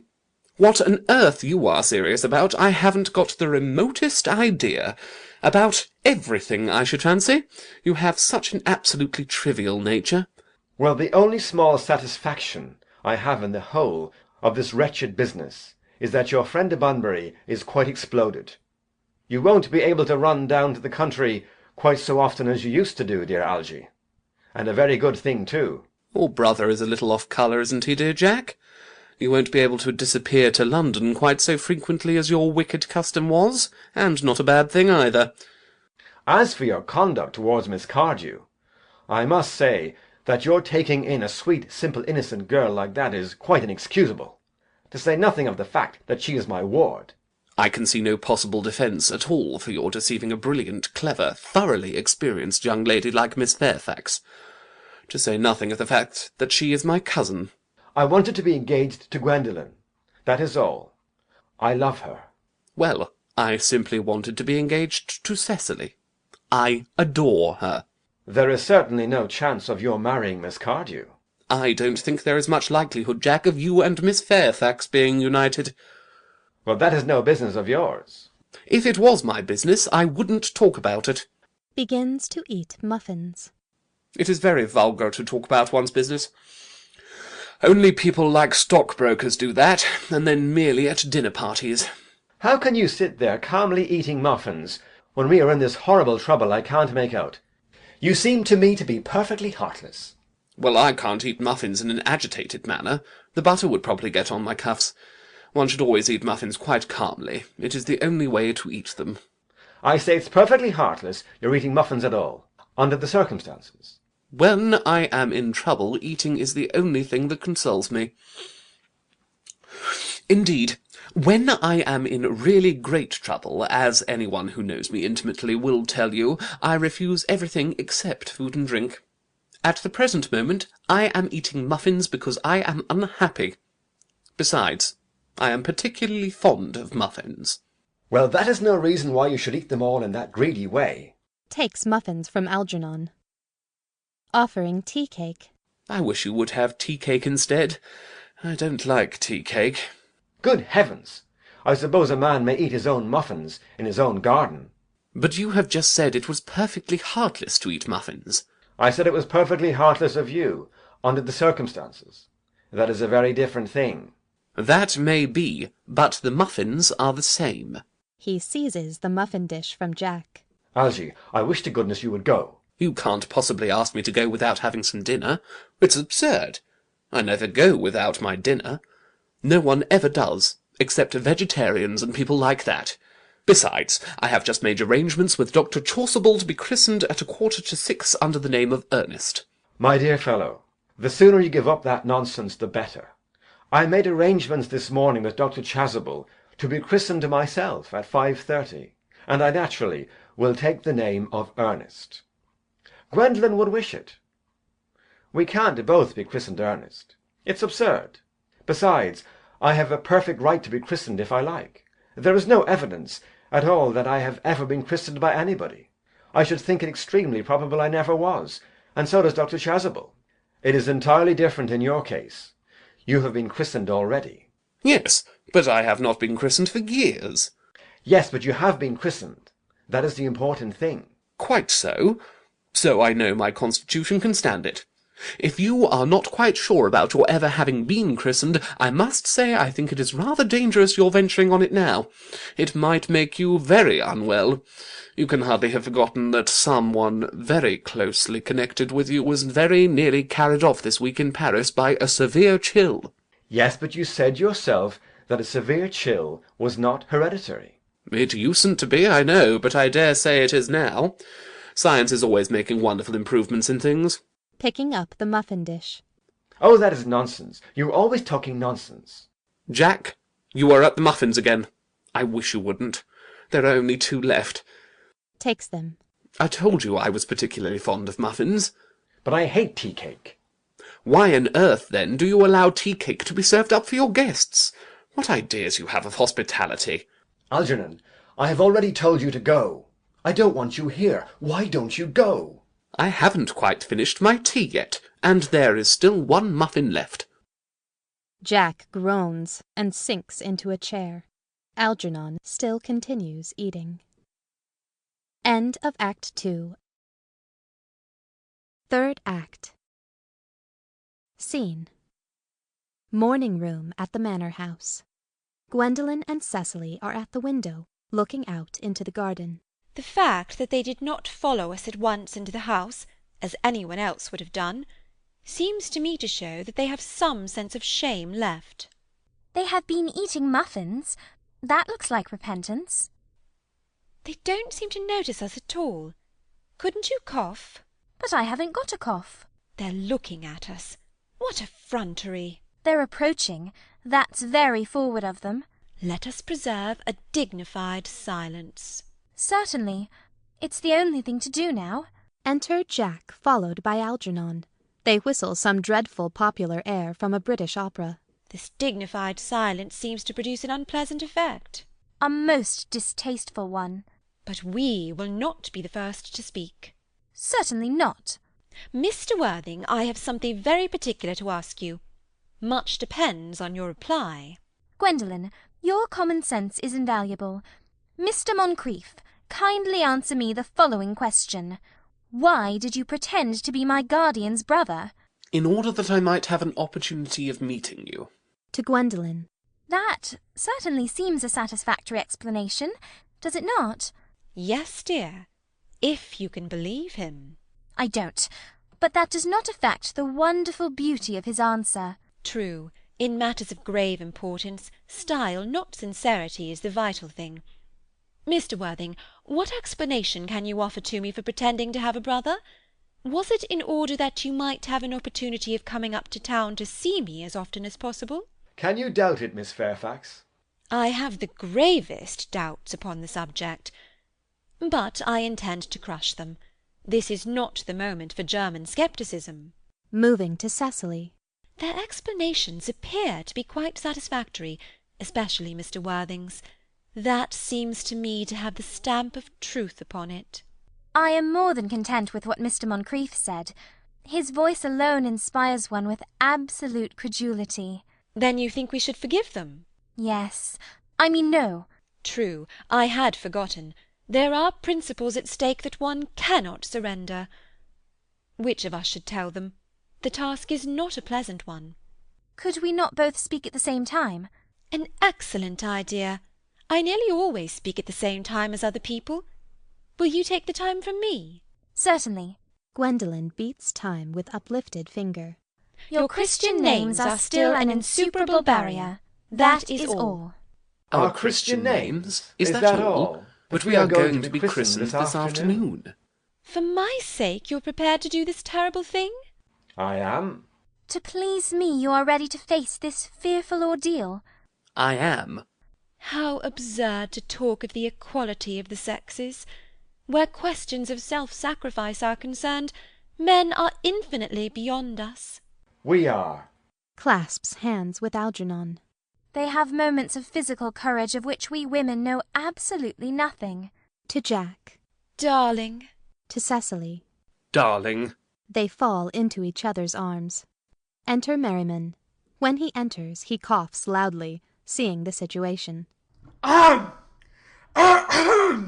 Lady Bracknell! Good heavens! Enter Lady Bracknell. The couples separate in alarm. Exit Merriman. Gwendolen! What does this mean? Merely that I am engaged to be married to Mr. Worthing, mamma. Come here. Sit down. Sit down immediately. Hesitation of any kind is a sign of mental decay in the young, of physical weakness in the old. Turns to Jack. Apprised, sir, of my daughter's sudden flight by her trusty maid, whose confidence I purchased by means of a small coin, I followed her at once by a luggage train. Her unhappy father is, I am glad to say, under the impression that she is attending a more than usually lengthy lecture by the University Extension Scheme on the influence of a permanent income on thought. I do not propose to undeceive him. Indeed, I have never undeceived him on any question. I would consider it wrong. But, of course, you will clearly understand that all communication between yourself and my daughter must cease immediately from this moment. On this point, as indeed on all points, I am firm. I am engaged to be married to Gwendolen, Lady Bracknell. You are nothing of the kind, sir. And now, as regards Algernon. Algernon? Yes, Aunt Augusta? May I ask if it is in this house that your invalid friend, Mr. Bunbury, resides? Oh, no. Bunbury doesn't live here. Bunbury is somewhere else at present. In fact, Bunbury is dead. Dead? When did Mr. Bunbury die? His death must have been extremely sudden. Oh, I killed Bunbury this afternoon. I mean, poor Bunbury died this afternoon. What did he die of? Bunbury? Oh, he was quite exploded. Exploded? Was he the victim of a revolutionary outrage? I was not aware that Mr. Bunbury was interested in social legislation. If so, he is well punished for his morbidity. My dear Aunt Augusta, I mean he was found out. The doctors found out that Bunbury could not live. That is what I mean. So Bunbury died. He seems to have had great confidence in the opinion of his physicians. I am glad, however, that he made up his mind at the last to some definite course of action, and acted under proper medical advice. And now that we have finally got rid of this Mr. Bunbury, may I ask, Mr. Worthing, who is that young person whose hand my nephew Algernon is now holding in what seems to me a peculiarly unnecessary manner? That lady is Miss Cecily Cardew, my ward. Lady Bracknell bows coldly to Cecily. I am engaged to be married to Cecily, Aunt Augusta. I beg your pardon? Mr. Moncrieff and I are engaged to be married, Lady Bracknell. With a shiver, crossing to the sofa and sitting down. I do not know whether there is anything peculiarly exciting in the air of this particular part of Hertfordshire, but the number of engagements that go on seems to me considerably above the proper average that statistics have laid down for our guidance. I think some preliminary inquiry on my part would not be out of place. Mr. Worthing, is Miss Cardew at all connected with any of the larger railway stations in London? I merely desire information. Until yesterday I had no idea that there were any families or persons whose origin was a terminus. Jack looks perfectly furious, but restrains himself. Miss Cardew is the granddaughter of the late Mr. Thomas Cardew of 149 Belgrave Square, SW, Gervais Park, Dorking, Surrey, and the Sporran, Fifeshire, NB. That sounds not unsatisfactory. 3 addresses always inspire confidence, even in tradesmen. But what proof have I of their authenticity? I have carefully preserved the court guides of the period. They are open to your inspection, Lady Bracknell. I have known strange errors in that publication. Miss Cardew's family solicitors are Messrs. Markby, Markby and Markby. Markby, Markby and Markby, a firm of the very highest position in their profession. Indeed, I am told that one of the Mr. Markbys is occasionally to be seen at dinner parties. So far I am satisfied. How extremely kind of you, Lady Bracknell. I have also in my possession, you will be pleased to hear, certificates of Miss Cardew's birth, baptism, whooping cough, registration, vaccination, confirmation, and the measles, both the German and the English variety. Ah, a life crowded with incident, I see, though perhaps somewhat too exciting for a young girl. I am not myself in favour of premature experiences. Rises, looks at her watch. Gwendolen, the time approaches for our departure. We have not a moment to lose. As a matter of form, Mr. Worthing, I had better ask you if Miss Cardew has any little fortune. Oh, about £130,000 in the funds. That is all. Good-bye, Lady Bracknell. So pleased to have seen you. Sitting down again. A moment, Mr. Worthing. £130,000, and in the funds. Miss Cardew seems to me a most attractive young lady, now that I look at her. Few girls of the present day have any really solid qualities, any of the qualities that last and improve with time. We live, I regret to say, in an age of surfaces. To Cecily.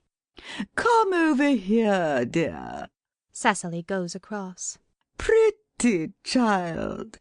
Your dress is sadly simple, and your hair seems almost as nature might have left it, but we can soon alter all that. A thoroughly experienced French maid produces a really marvellous result in a very brief space of time. I remember recommending one to young Lady Lancing, and after 3 months her own husband did not know her. And after 6 months nobody knew her. Glares at Jack for a few moments, then bends, with a practised smile, to Cecily. Kindly turn round, sweet child. Cecily turns completely round. No, the side view is what I want. Cecily presents her profile. Yes, quite as I expected. There are distinct social possibilities in your profile. The 2 weak points in our age are its want of principle and its want of profile. The chin a little higher, dear. Style largely depends on the way the chin is worn. They're worn very high just at present. Algernon? Yes, Aunt Augusta. There are distinct social possibilities in Miss Cardew's profile. Cecily is the sweetest, dearest, prettiest girl in the whole world, and I don't care twopence about social possibilities. Never speak disrespectfully of society, Algernon. Only people who can't get into it do that. To Cecily. Dear child, of course you know that Algernon has nothing but his debts to depend upon, but I do not approve of mercenary marriages. When I married Lord Bracknell, I had no fortune of any kind, but I never dreamed for a moment of allowing that to stand in my way. Well, I suppose I must give my consent. Thank you, Aunt Augusta. Cecily, you may kiss me. Kisses her. Thank you, Lady Bracknell. You may also address me as Aunt Augusta for the future. Thank you, Aunt Augusta. The marriage, I think, had better take place quite soon. Thank you, Aunt Augusta. Thank you, Aunt Augusta. To speak frankly, I'm not in favour of long engagements. They give people the opportunity of finding out each other's character before marriage, which I think is never advisable. I beg pardon for interrupting you, Lady Bracknell, but this engagement is quite out of the question. I am Miss Cardew's guardian, and she cannot marry without my consent until she comes of age. That consent I absolutely decline to give. Upon what grounds, may I ask? Algernon is an extremely, I may almost say an ostentatiously eligible young man. He has nothing, but he looks everything. What more can one desire? It pains me very much to have to speak frankly to you, Lady Bracknell, about your nephew, but the fact is that I do not approve at all of his moral character. I suspect him of being untruthful. Algernon and Cecily look at him in indignant amazement. Untruthful? My nephew Algernon? Impossible! He is an Oxonian. I fear there can be no possible doubt about the matter. This afternoon, during my temporary absence in London, on an important question of romance, he obtained admission to my house by means of the false pretence of being my brother. Under an assumed name he drank, I've just been informed by my butler, an entire pint bottle of my Perrier Jouet Brut, 89, wine I was specially reserving for myself. Continuing his disgraceful deception, he succeeded in the course of the afternoon in alienating the affections of my only ward. He subsequently stayed to tea, and devoured every single muffin. And what makes his conduct all the more heartless is, that he was perfectly well aware from the first that I have no brother, that I never had a brother, and that I don't intend to have a brother, not even of any kind. I distinctly told him so myself yesterday afternoon. Mr. Worthing, after careful consideration, I have decided entirely to overlook my nephew's conduct to you. That is very generous of you, Lady Bracknell. My own decision, however, is unalterable. I decline to give my consent. To Cecily. Come here, sweet child. Cecily goes over. How old are you, dear? Well, I am really only 18, but I always admit to 20 when I go to evening parties. You were perfectly right in making some slight alteration. Indeed, no woman should ever be quite accurate about her age. It looks so calculating. In a meditative manner. 18, but admitting to 20 at evening parties. Well, it will not be very long before you are of age and free from the restraints of tutelage, so I don't think your guardian's consent is, after all, a matter of any importance. Pray excuse me, Lady Bracknell, for interrupting you again. But it is only fair to tell you that according to the terms of her grandfather's will, Miss Cardew does not come legally of age till she is 35. That does not seem to me to be a grave objection. 35 is a very attractive age. London society is full of women of the very highest birth who have of their own free choice remained 35 for years. Lady Dumbleton is an instance in point. To my own knowledge she has been 35 ever since she arrived at the age of 40, which was many years ago now. I see no reason why our dear Cecily should not be even still more attractive at the age you mention than she is at present. There will be a large accumulation of property.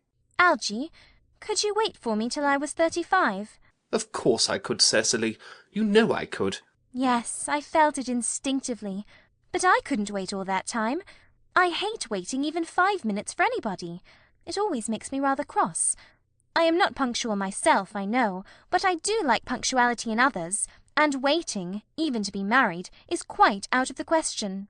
Then what is to be done, Cecily? I don't know, Mr. Moncrieff.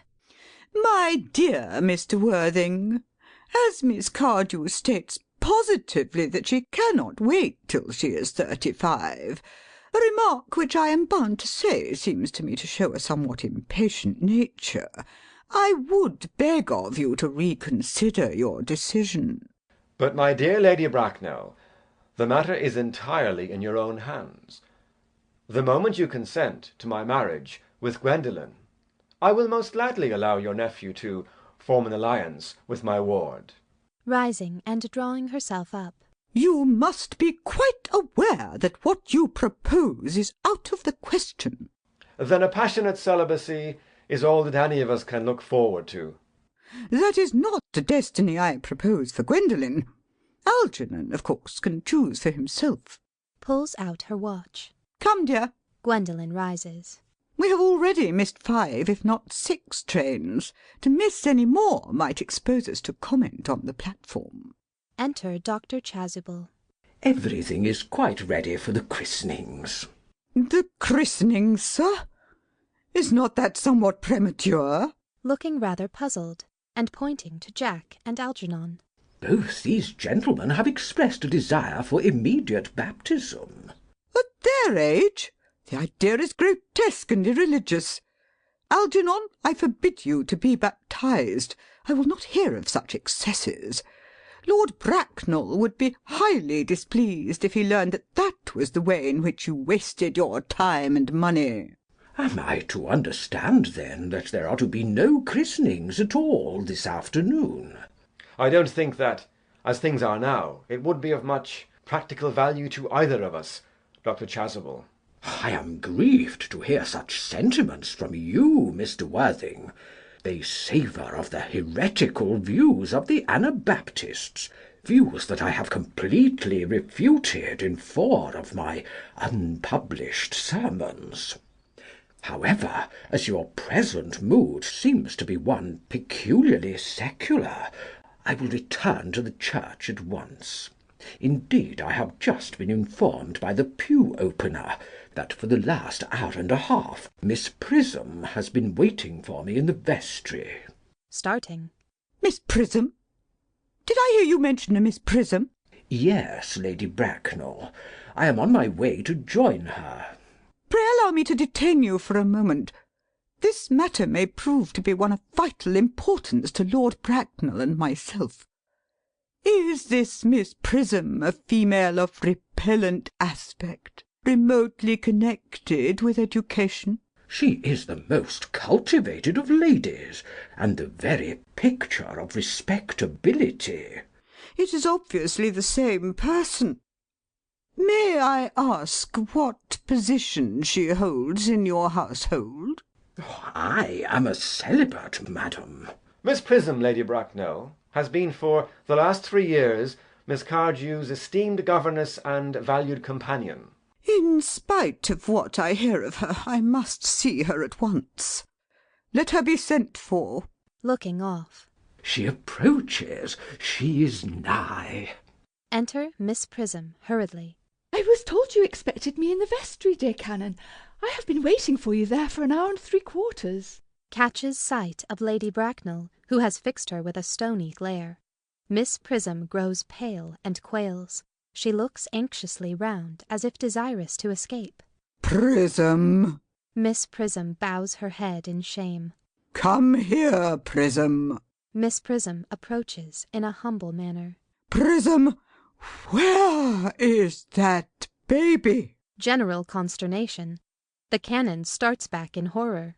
Algernon and Jack pretend to be anxious to shield Cecily and Gwendolen from hearing the details of a terrible public scandal.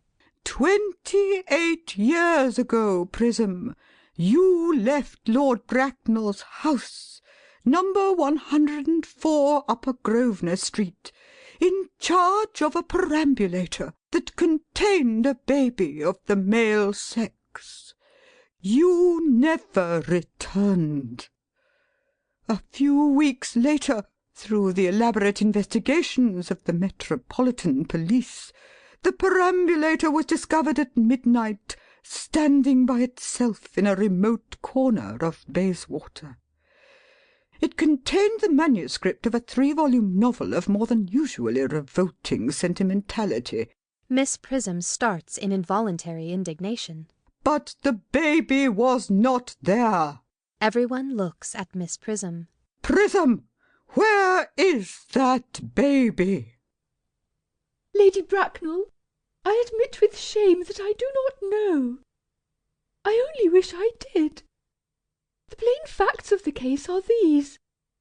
On the morning of the day you mention, a day that is for ever branded on my memory, I prepared as usual to take the baby out in its perambulator. I had also with me a somewhat old, but capacious handbag, in which I had intended to place the manuscript of a work of fiction that I had written during my few unoccupied hours. In a moment of mental abstraction, for which I never can forgive myself, I deposited the manuscript in the bassinet, and placed the baby in the handbag. Who has been listening attentively. But where did you deposit the handbag? Do not ask me, Mr. Worthing. Miss Prism, this is a matter of no small importance to me. I insist on knowing where you deposited the handbag that contained that infant. I left it in the cloakroom of one of the larger railway stations in London. What railway station? Quite crushed. Victoria. The Brighton line. Sinks into a chair. I must retire to my room for a moment. Gwendolen, wait here for me.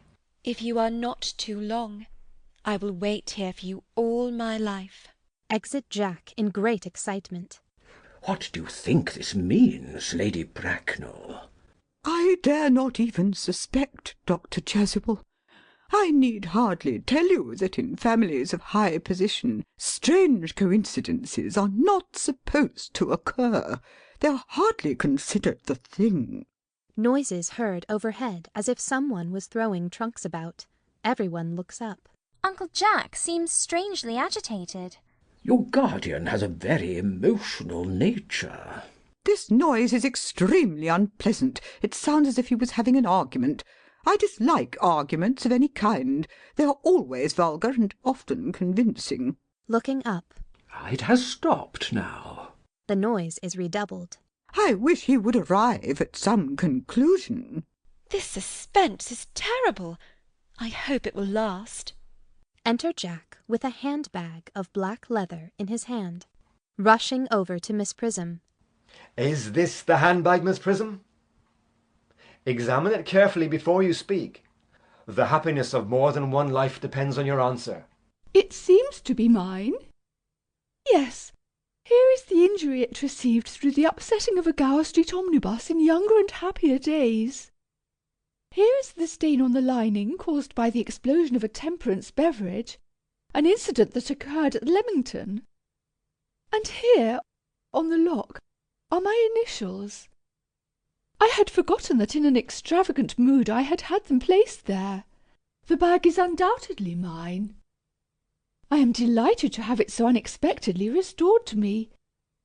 It has been a great inconvenience being without it all these years. Miss Prism, more is restored to you than this handbag. I was the baby you placed in it. You? Embracing her. Yes. Mother! Recoiling in indignant astonishment. Mr. Worthing!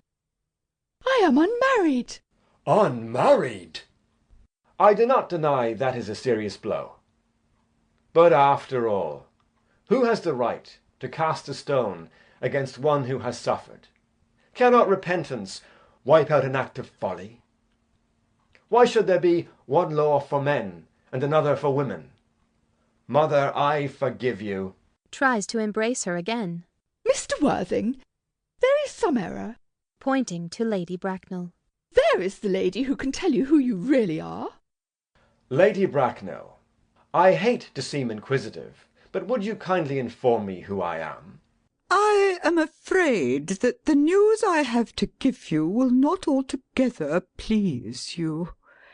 You are the son of my poor sister, Mrs. Moncrieff, and consequently Algernon's elder brother. Algy's elder brother?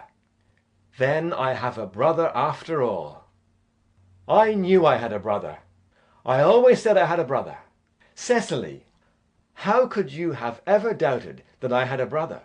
Seizes hold of Algernon. Dr. Chasuble, my unfortunate brother. Miss Prism, my unfortunate brother. Gwendolen, my unfortunate brother. Algy, you young scoundrel, you will have to treat me with more respect in the future. You have never behaved to me like a brother in all your life. Well, not till to-day, old boy, I admit. I did my best, however, though I was out of practice. Shakes hands. To Jack. My own. But what own are you? What is your Christian name, now that you have become someone else? Good heavens! I had quite forgotten that point. Your decision on the subject of my name is irrevocable, I suppose. I never change, except in my affections. What a noble nature you have, Gwendolen. Then the question had better be cleared up at once. Aunt Augusta, a moment. At the time when Miss Prism left me in the handbag, had I been christened already? Every luxury that money could buy, including christening, had been lavished on you by your fond and doting parents. Then I was christened. That is settled. Now, what name was I given? Let me know the worst.